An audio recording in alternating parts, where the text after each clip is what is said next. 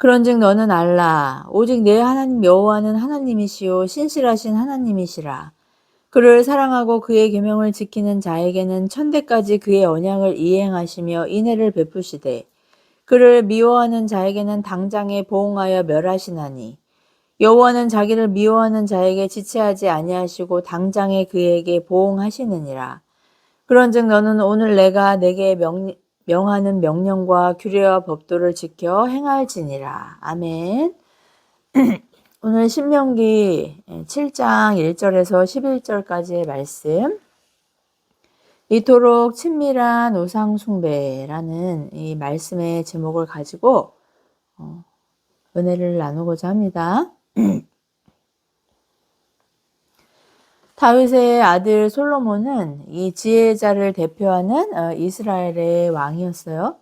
하나님은 그가 부귀영화나 권력이 아니라 이 백성들을 잘 돌볼 수 있는 지혜를 구하자 이를 기뻐하셨고 그가 구한 지혜에 더해서 분에 넘치는 영광을 주셨죠. 성경은 사무엘하 12장 25절에서 그의 이름을 하나님께 특급 사랑을 받은 여디디야라고 기록하고 있는데요. 하나님이 나단 선지자를 통해서 친히 지어주신 이름이에요. 하나님의 사랑을 받는 자라는 뜻이죠. 평화의 사람이라는 뜻의 솔로몬이라는 이름이 그가 왕의 직분, 그러니까 상황에 따라 달라지는 그런 어떤 직분을 의미한다면 여디디야는 하나님의 신실하심 안에서 이 변하지 않는 그의 정체성을 의미합니다. 그런데 놀라운 것은 그는 왕이 될 자격이 없었던 사람이에요. 그에게는 이 배다른 9명의 형들이 있었어요.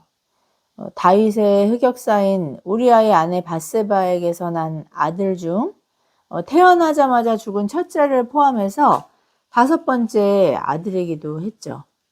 무슨 의미일까요? 솔로몬의 인생은 능력의 결과가 아니라 선택의 결과였다는 거예요. 그가 왕이 되고 또 여디디야가 된 것은 하나님의 주권적인 사랑의 결과였다는 의미죠. 성경은 반복해서 하나님은 강한 자가 아니라 약한 자를 선택하신다는 그 원리를 말씀하고 있습니다. 사기꾼 야곱, 인신매매범 유다, 성범죄자, 또 살인자인 이 다윗을 선택하셨던 것처럼 솔로몬도 또 여기 모인 우리도 예외가 아니에요. 우리는 괜찮은 사람이어서 또 뭐 될선 부른 나무 떡잎부터 알아본다고 하나님 보시기에 잘 믿을 것 같고 그냥 구원받을 만한 자격이 있을 것 같아서 그래서 구원하신 것이 아니라 그냥 하나님이 사랑하시기로 작정하셨기 때문에 구원받았다는 것이죠. 여러분은 예수님을 만나기 전 자신의 정체성을 뭐라고 정의하셨어요? 사도 바울은 죄인 중에 괴수였다고 자신을 소개했고 저는 아마 제가 천덕꾸러기였다는 말을 그렇게 달고 살았던 것을 생각해 보면 그냥 저 자신을 그런 존재로 규정했던 것 같아요. 그랬던 제가 가난하지만 부유한 자로 또 모든 것을 가진 자라고 고백하는 그리스도인이 되었고 또 하나님의 특급 사랑을 받는 여디디야가 되었습니다. 하나님의 선택의 원리는 언제나 그분의 주권적인 은혜와 사랑임을 확신하게 되는 이유가 여기 있습니다. 그런데 바로 그 사랑을 받은 솔로몬의 인생에 이제 흑역사가 시작되는데요. 스바 여왕을 만나서 뭐 5만 가지 자랑을 한 것도 흑역사의 서막으로 의심할 수도 있겠지만 특별히 열왕기상 11장에 통혼 사건이 그것이 아닐까 생각해 보게 돼요. 그는 정치적으로나 외교적으로나 군사적으로나 모두 성공했어요. 이스라엘은 솔로몬 왕 때 가장 넓은 영토를 갖게 되었고 안정을 누렸죠. 열왕기상 4장 21절은 당시 솔로몬이 다스리던 영토가 유브라데 강에서 블레셋 땅과 애굽 경계까지 이르렀다고 기록합니다. 단순한 점령이 아니라 제국적인 지배권을 행사한 것이었어요. 사람의 눈으로 보면 엄청난 성공이었죠. 그러나 성경은 그것은 성공이 아니라 타협이었다고 평가합니다. 지난주 설교했던 것처럼 언약의 땅인 가나안 중심으로 진격하는 것을 포기하고 경계에 머물렀던 르우벤 지파, 갓 지파, 또 므낫세 반지파처럼 말이죠. 하나님과의 언약보다 사람의 인정과 또 안정을 추구하는 경계선 신앙이라고 평가하고 있어요. 성경은 그의 성공의 기반이었던 통혼 정책이 하나님을 떠나는 타협이고 유혹이었다고 고발합니다. 이방 아내들, 이 우상숭배자들과 언약을 맺는 결혼으로 인해 그는 그를 그토록 사랑하시던 하나님을 떠나 이방신에게 제사하는 지경에까지 이르게 되죠. 솔로몬은 하나님을 떠나기로 결심한 것이 아니었어요. 그냥 우상숭배자 아내를 사랑했을 뿐이죠. 하지만 결과는 무엇입니까? 사랑하면 영향을 받고 동화되고 하나님을 자연스럽게 떠나게 되는 거예요. 이것이 우상숭배의 수순이죠. 어떤 극적인 사건을 계기로 갑자기 돌아서는 경우도 있지만 대개는 나름대로 평화를 위해 그런다는 합리적인 이유로 조금씩 타협하고 양보하는 식으로 그렇게 미끄러집니다. 조금 양보했을 뿐인데 조금 이해하고 조금 공감하고 조금 현실적으로 선택하고 조금 평화롭고 싶었을 뿐인데 이렇게 타협에 익숙해지다 보면 정말 하나님 앞에 그 명료했던 그런 신앙이 무감각해지고 또 하나님과 왠지 거리감이 생기는 것 같고 기도할 말도 없고 말씀을 읽고 싶은 생각은 더더욱 없는 이런 단절에까지 이르게 되는 것이죠. 신앙의 변질은 어떤 폭발이 아니라 침식에 더 가깝다고 할 수 있어요. 낙숫물이 그냥 한 방 없이 떨어지는 그런 물방울이 바위를 뚫는다고 하잖아요. 우상숭배는 결단에서 시작되는 것이 아닙니다. 하나님께 붙어있지 않으면 하나님의 말씀에 마음을 고정하지 않으면 너무나 자연스러운 결과예요. 누누이 말씀드리잖아요. 신앙은 세속의 물살을 거스르는 것이라고요. 힘을 빼고 편안함을 추구해서 이 거스름을 중단하면 그냥 자연스럽게 흐르는 물에 떠내려가게 돼 있습니다. 마음의 관심과 시선이 세상의 물살에 둥둥 떠밀려 가게 돼 있어요. 이게 이치예요. 하나님께 딱 붙어 있느냐 아니면 세상에 붙어 있느냐, 이건 어떻게 보면 관계의 문제라고도 할 수 있죠. 하나님을 떠나겠다고 결심해서가 아니라 하나님 없이도 괜찮아지는 상태가 더 위험한 이유가 바로 여기에 있습니다. 그래서 우상숭배는 의지의 문제가 아니라 어쩌면 거리의 문제라고 할 수 있어요. 하나님과 가까우면 거룩해지고 세상과 가까우면 세상을 닮아가게 돼 있는 것이죠. 솔로몬 왕은 그의 말년에 기록했다는 그 잠언과 전도서를 통해 회개의 신앙을 고백했죠. 그러나 하나님이 주신 자원과 그 많은 은사, 그 은사를 세상의 향락과 타락한 질서 가운데서 다 탕진하고 결국 하나님께 영광 드릴 수 있는 기회를 다 잃어버리고 이 모습 이대로 날 받아주소서라고 탄식하면서 구원받은, 어떻게 보면 부끄러운 고백이라고 할 수 있지 않을까요? 그 증거가 무엇입니까? 그의 아들 르호보암 때부터 하나님 경외는 다 잃어버린 다른 세대가 등장했다는 것이죠. 통일 이스라엘이 남북으로 나뉘어집니다. 분열하기 시작해요. 결국 아수르와 바벨론의 포로가 되는 그런 비참한 신세에 이르게 되지 않습니까? 우리에게 주신 자원과 은사는 여러분 당연한 게 아니에요. 우리는 받을 가치도 없고 준비도 안 된 사람들인데 그런 우리에게 거저 주신 과분한 은혜이기 때문에 더욱 신실하게 경영해야 한다는 것 늘 기억할 수 있길 바랍니다. 감당할 수 없는 하나님의 선택을 받은 성민이요. 또 신실한 청지기로 주님께 칭찬받고 더 많은 자원을 받아서 풍성한 결실로 하나님을 기쁘시게 하고 또 공동체를 부요하게 하는 저와 여러분 되기를 축복합니다.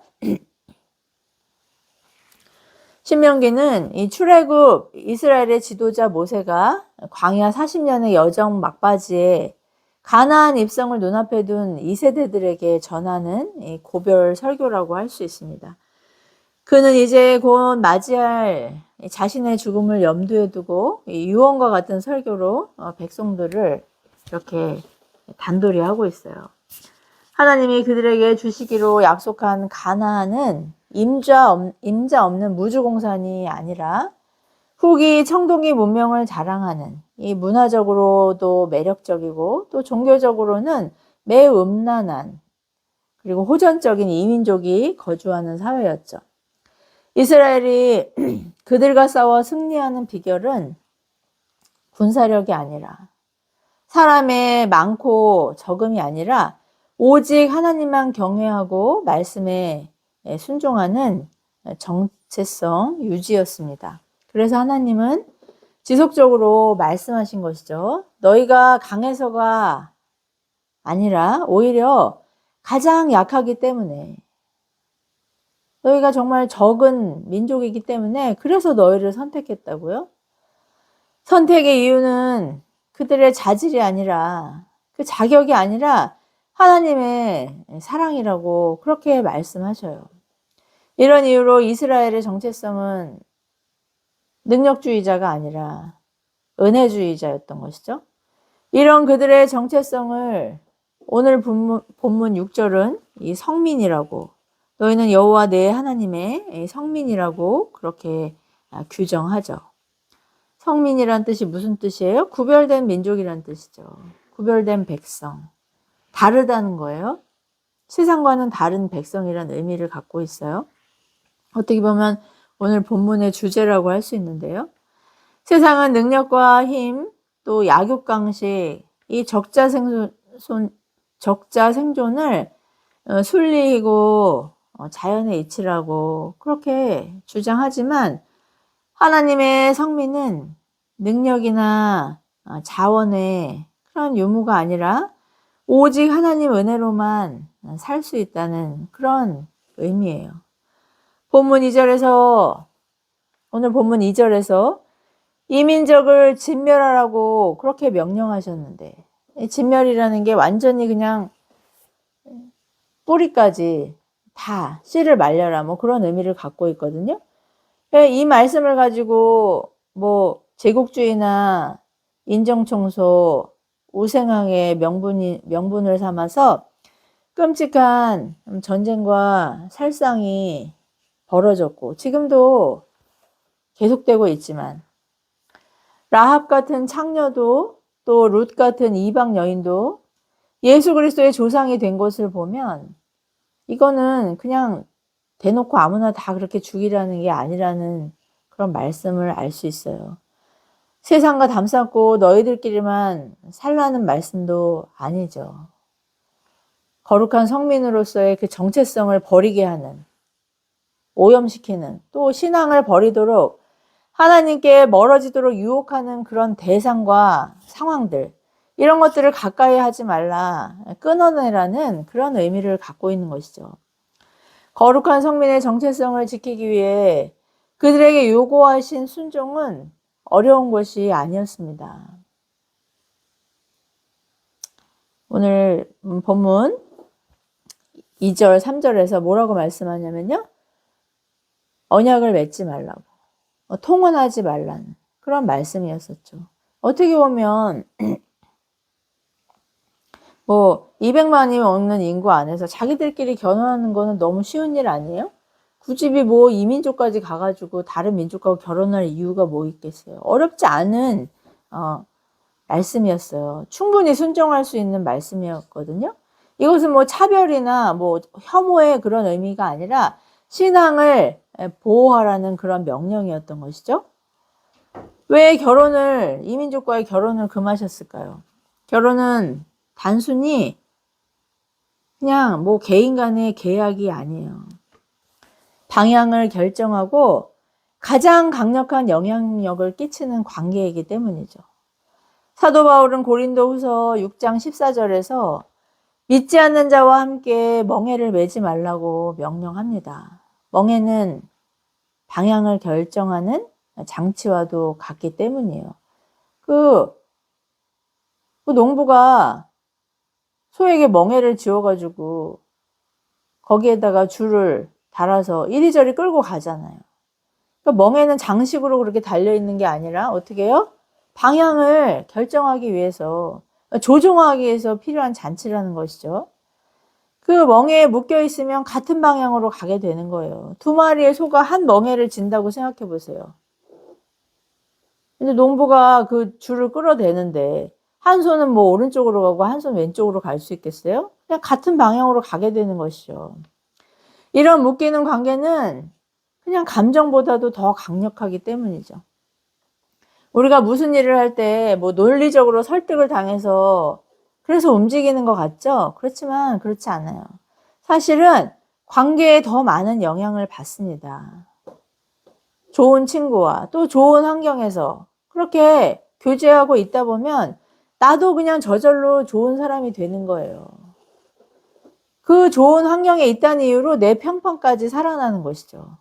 그렇지만 나쁜 친구들, 그냥 불이한 환경 이런 데 있다 보면은 나는 그냥 가만히만 있는데도 그 친구들의 그런 악한 행동 때문에 그 친구와 친구였던 나까지, 내 인격까지 의심을 받게 되고 평판이 그냥 추락을 하는 것이죠. 금묵자흑이라는 고사성어 있잖아요.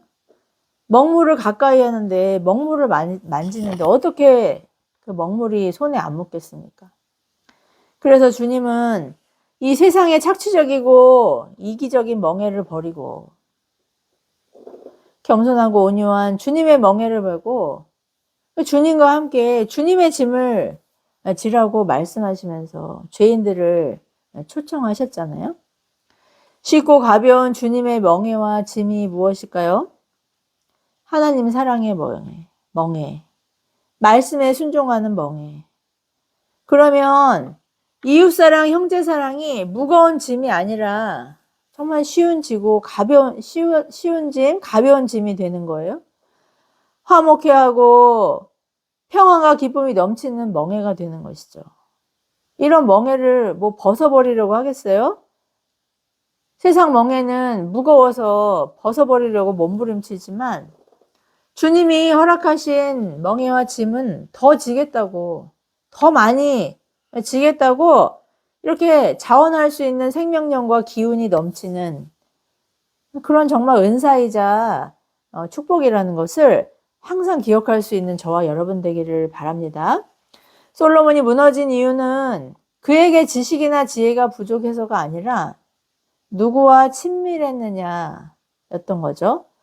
하나님이 아니라 이방 아내들, 우상 숭배자들과 친밀했기 때문에 그런 그들을 사랑했기 때문이라고 성경은 우리에게 말씀하고 있어요. 관계의 방향이 또 친밀함의 방향이 잘못되었던 것이죠. 그런 이유로 신앙은 지식만으로 지켜지는 것이 아니라는 것을 알 수 있죠. 어떤 환경에 있는지가 더 많은 영향을 끼쳐요. 술집 드나들고 유흥가를 전전하면서 또 밤새 쇼츠 보고 OTT 드라마 정주행하면서 그렇게 하다 보면 주일에 교회 출석도 어려워지게 돼 있어요. 불금이다, 주말이다, 뭐 음주 가무, 미디어 도파민에 뭔가 마음을 다 탕진하게 돼서 예배드릴 기운도 없지만 아예 이번 한 주는 그냥 빠질까 하는 그런 생각이 자연스럽게 스며들게 되죠. 우리는 섣부르게 자신을 과대평가하고 과신하는 망상에 빠지곤 해요. 나는 괜찮다. 나는 예외다. 나는 영향받지 않는다. 왜냐하면 나는 주일 성수도 꼬박꼬박 하고 헌금도 하고 말씀도 뭐 매일은 아니어도 찔릴 때마다 한 번씩 읽고 기도도 하고 그리고 교회에서도 엄청 바쁘게 봉사하니까 뭐 이런 생각을 하죠. 그러나 성경은 가까운 것이 친밀한 것이 주인이 된다고 오늘 본문을 통해서 또 성경 전체를 통해서도 경고하고 있습니다. 여러분 일주일에 한 번 주일에 교회 나가는 거랑 6일 동안 세상의 그 방식을 전혀 경계하지 않고 그냥 거기에 휩쓸려 살아가는 거랑 어떤 게 더 가깝겠어요? 우리가 예수 그리스도를 주님으로 고백하죠. 입으로는 예수님이 주인이라고 하지만 마음은 이처럼 세상을 또 자신의 이기심을 주인으로 따르는 그런 사람은 아닐지, 또 교회 안에 있다고 하는 그 많은 사람들이 나는 다르다고 그렇게 부인하고 있는 것은 아닌지 한번 점검할 수 있는 저와 여러분 되길 바랍니다. 솔로몬은 하나님도 사랑했지만 이방 아내를 하나님보다 더 가까이 하고 더 사랑했기 때문에 그 사랑이 우상이 되었던 것이죠. 우상은 우리가 미워하는 대상이 아니에요. 오히려 하나님보다 더 사랑하고 가까이 하는 대상이라고 할 수 있어요. 그게 나의 이기심일 수도 있고 가족일 수도 있고 연애나 성공, 뭐 일이든 돈이든 또 인정욕구일 수도 있습니다. 심지어 성경의 하나님이 아닌 내가 만든 이 금송아지 같은 하나님일 수도 있죠. 세상은 우리에게 대놓고 노골적으로 하나님을 떠나라고 하지 않아요. 그렇게 하면 우리가 바짝 긴장을 할 거니까 그렇게 말하지 않고요.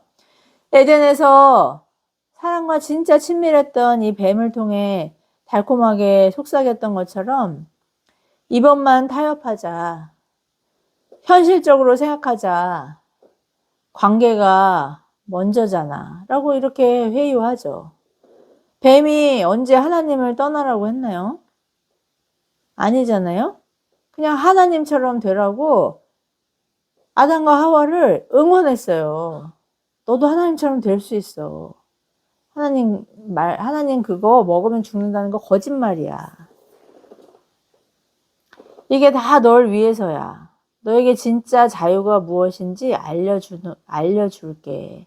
너는 지금 속박돼 있어. 이런 식으로 회유하지 않았습니까? 그냥 아담과 하와가 듣기에는 다 자기를 위해서 하는 말 같잖아요. 그죠?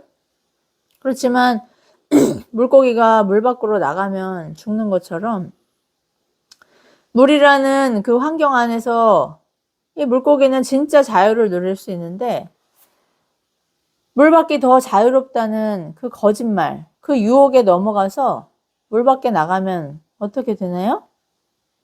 그냥 말라 죽죠. 처음에는 숨도 못 쉬고 헐떡거리다가 그렇게 죽어가잖아요. 경계를 넘으면 자유가 있을 것 같지만 하나님의 말씀을 조금만 타협하고 넘어가면 자유가 있을 것 같지만 그 밖은 미끄러짐이고 또 낭패감이고 결국에는 죽음이 기다리고 있다는 것. 성경은 지속적으로 그래서 우리에게 그렇게 귀에 못이 박히도록 말씀을 하시는 것이죠. 출애굽 10장 11절 이하에서 애굽의 바로 왕이 지도자 모세에게 이제 나가겠다고 하는 지도자 모세에게 뭐라고 타협안을 제시하나요? 애들은 놓고 가라. 가축은 놓고 가라 그러잖아요.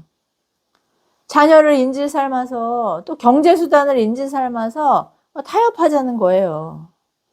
모세가 뭐라고 했던가요? 안 된다. 다 내리고 간다. 다 가져간다. 말씀에는 타협이 없다. 그렇게 선언하지 않았습니까?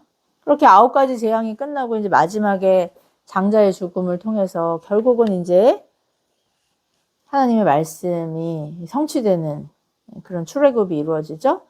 하나님을 사랑하든지 세상을 사랑하든지 둘 중 하나예요. 요한일서 2장 15절은 세상을 사랑하는 자에게 하나님 사랑이 없다고 그렇게 선언했어요. 내 신앙에 가장 영향력을 끼치는 사람은 누구입니까? 나는 하나님보다 그 사람에 대해 더 많이 생각하고 말하나요? 그 사람이 하나님을 사랑한다면 안전해요. 그렇지 않다면 여러분 알람이 작동돼야 정상이에요. 그 사람이 하는 말 잘 분별해야 되고 경계해야 되는 것이죠.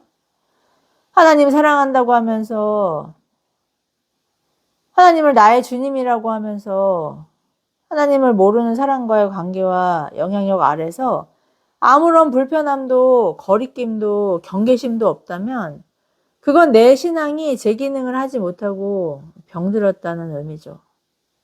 가까이 하는 관계와 환경이 삶의 방향을 결정하기 때문이에요. 신앙이 식어지는 증상은 분명합니다. 나도 알고 남도 알아요. 기도하지 않아도 말씀 듣고 읽고 순종하지 않아도 아무런 불편함이 없고 예배에 대한 감격도 간절함도 없어요. 그러나 맡겨진 봉사는 그럭저럭 해내요. 의무적으로 습관적으로 하는 것이죠. 이런 냉담함과 무관심함은 바빠서 그런 것이 아니라 그냥 멀어진 것이기 때문이에요. 미끄러진 거죠. 저도 물론 입버릇처럼 하는 말이 있습니다. 하나님이 협력하여 선을 이루신다. 그러나 이것은 은혜이지 방탕과 불순종을 핑계하는 허가증이 아니라는 거. 여러분 늘 경각심을 가지시기 바래요. 당연히 구원은 하나님이 이루시죠. 창세전에 예정하셔서 구원하기로 작정하셨으니 솔로몬도 그렇게 배교자였지만 결국은 구원하셨던 것처럼 하나님 구원하세요. 빌립보서 1장 6절 너희 안에서 착한 일을 시작하신 구원을 시작하신 하나님이 이루시겠다고 약속하셨잖아요.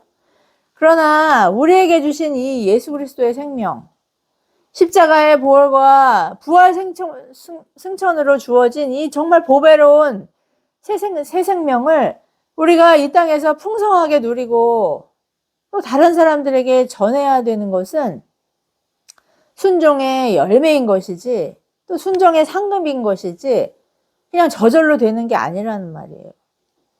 있는 자에게 더 주시고 없는 자는 있는 것도 빼앗겠다는 것이 하나님의 은사 사용법, 청지기 임용 법칙이기 때문이죠.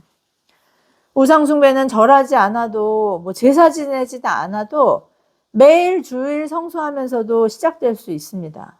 세상과 가까워지면 시작되죠. 하나님이 우리에게 요구하시는 거룩은 그냥 도덕적인 윤리적인 그런 수준이 아니라 관계의 거리, 관계의 친밀함이에요. 하나님과 가까우면 저절로 거룩해지고 세상과 가까우면 그냥 저절로 세속화되는 것이죠. 하나님 우리에게 특권을 주셨어요. 너는 내 백성이다. 성민의 삶은 세상의 것을 포기한다고 손해보는 것이 아니라 하나님이 주시는 것만으로도 자족하고 풍족하고 부요함을 누리는 것입니다. 조금만 타협하면 편할 것 같지만 결국은 방향을 잃게 돼요. 하나님을 사랑하면 멀리해야 할 것이 반드시 있습니다. 멀리해야 할 관계나 선택이나 환경을 지혜롭게 점검하고 분별할 수 있는 지혜 주시기를 깨어 기도하고 또 말씀에 순종하는 저와 여러분 되길 축복합니다. 예수님은 하나님의 십계명을 두 가지로 요약해 주셨죠. 하나님 사랑, 또 이웃 사랑. 그런데 여기에서 순서가 정말 중요해요. 하나님 사랑이 먼저일 때, 하나님께 가까이 하는 것이 먼저일 때, 이웃과 나를, 가족을, 또 주신 은사와 자원을 바르게 사랑하고 사용할 수 있습니다. 그러나 하나님보다 세상과 더 가까이 하면 세상에서 만난 관계와 상황에 집착하거나 착취하거나 세상에서 그렇게 소유하게 된 그런 자원들 오용하게 돼 있어요. 세상은 말합니다. 하나님을 떠나라는 게 아니라 그냥 나랑 같이 가자. 바로왕이 그렇게 모세를 회유했던 것처럼 말이죠. 그러나 하나님은 나를 먼저 사랑하라. 나를 더욱 가까이 하라고 말씀하시죠. 나에게 딱 붙어 있으라고 그렇게 말씀하세요. 친밀하다는 의미의 히브리 그 원어의 의미가 그냥 종이를 풀 묻혀가지고 딱 붙이는 것처럼 그렇게 딱 붙어 있는 것을 의미하거든요. 이게 가까이 하다, 친밀하다의 의미예요. 이런 의미에서 신앙의 싸움은 선악의 싸움이 아니라 친밀함의 싸움이라고도 할 수 있을 거예요. 이 세상을 이기는 승리의 비결은 바로 우리의 믿음인데, 이 믿음이 바로 주님을 신뢰하고 의지하는 딱 붙어 있는 관계를 의미하잖아요. 우리의 힘으로는 죽었다가 깨어나도 이 세상의 유혹을, 이 타협안을 감당할 수 없기 때문에 우리는 어떻게든 하나님께 들러붙어 있어야 되는 그런 하나님의 성민이라는 것 항상 기억할 수 있기 바랍니다. 하나님 마음에 합한 다윗도 여디디아 솔로몬도 못한 그 유혹과의 싸움에서 그 승리를 우리가 무슨 재주로 쟁취할 수 있겠습니까? 그렇기 때문에 예수 그리스도께서 이 땅에 오신 것이죠. 이런 우리의 무능과 연약함을 아시고 친히 그 몸으로 나무에 달려 죽으셔서 우리의 의를 대신 이루어 주시고 승리하신 것이죠. 주님의 부활의 생명을 주셔서 자격 없는 우리가 이제 주님의 여디디아가 되었습니다. 이것이 은혜이고 우리가 세상을 이기는 유일한 능력이에요.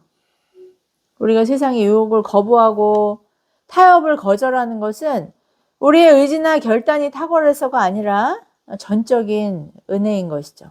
이 은혜를 받은 하나님의 자녀는 경계선에 머물러 안주하지 않고 타협하지 않고 언약의 중심, 하나님 관계 중심의 신앙으로 진격할 수밖에 없다는 것 확신할 수 있는 저와 여러분 되길 축복합니다. 타협이 주는 편안함이 아니라 순종의 평안을 누릴 수 있길 바라요. 하나님의 말씀에 순종하지 못하게 하는 이 친밀한 우상에서 떠나 하나님께 더 가까이 나아가길 축복합니다. 거룩한 자녀의 특권을 잃지 않고 빼앗기지 않고 풍성한 생명의 결실을 흡족히 누리고 전하는 저와 여러분 되기를 예수 그리스도의 이름으로 축복합니다. 기도하시겠습니다. 자비로우신 하나님 아버지, 우리가 주님을 떠난 것은 아니지만 주님보다 세상을 더 가까이 하며 세상과 친밀하며 하나님의 말씀에 순종하기보다 타협하고 또 절충안을 찾아 또 이기심을 그렇게 만족시켰던 시간들, 이 시간 말씀을 통해 깨닫게 하시니 감사와 찬양드립니다. 하나님께서 주시지 않은 것, 또 하나님께서 기뻐하시지 않는 것들을 분별할 수 있는 지혜를 허락하여 주셔서 주님 끊어내게 하시고 타협하지 않게 하시고 거절하게 하시고 오직 하나님이 주시는 것으로 또 하나님이 주실 때까지 기다리는 그 신뢰와 인내와 믿음으로 하나님의 거룩한 자녀, 예수 그리스도의 순결한 신부로 주님께 칭찬받고 또 공동체의 아름다운 본을 증거하는 신실한 증인으로 승리할 수 있도록 은혜를 더하여 주시옵소서. 모든 말씀 보배롭고 존귀하신 예수 그리스도의 이름으로 간절히 기도드리옵나이다.